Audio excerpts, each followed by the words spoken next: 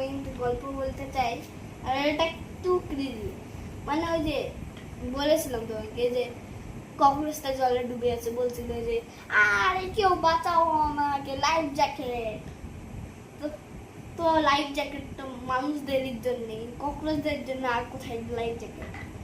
তো ব্যথাও পেয়েছিল, পারছিল না ভালোভাবে সুইম করতে, নাহলে তো ও তো স্টিকি, তো ক্লাইম করে চলে যেত। কিন্তু এখানে ব্যথা পেয়েছিল তার জন্য পারেনি।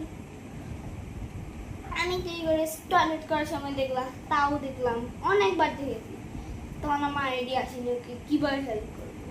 বেচারাটা ছিল, কষ্টতে ছিল। তো আমি একবার এইবার যখন টয়লেট করতে গেলাম, টয়লেট করে জল দিয়ে বললাম, ভাবলাম আইডিয়া মাথায় অনেক ফ্ল্যাশ করলে কমায় করে ফ্ল্যাশ করলো, আর বললাম যে এটা, ভাবলাম যে এটা যে মানে ক্রো আর ডাকাত থাকতে, ক্রো যেরকম জল দিয়ে দিয়ে পাথর দিয়ে দিয়ে জলটাকে বাড়িয়েছিল, উপরে নিয়ে এসেছিল, ওরকম যদি আমি জল দিয়ে দিয়ে জলটাকে বাড়াই তাহলে ও উঠে যেতে পারে বেচারাটা। তো আমি কি করলাম, অন্য বালতির থেকে জল নিলাম,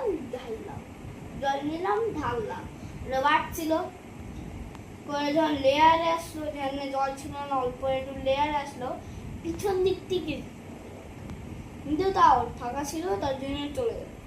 বাস তো এসে লিখলাম।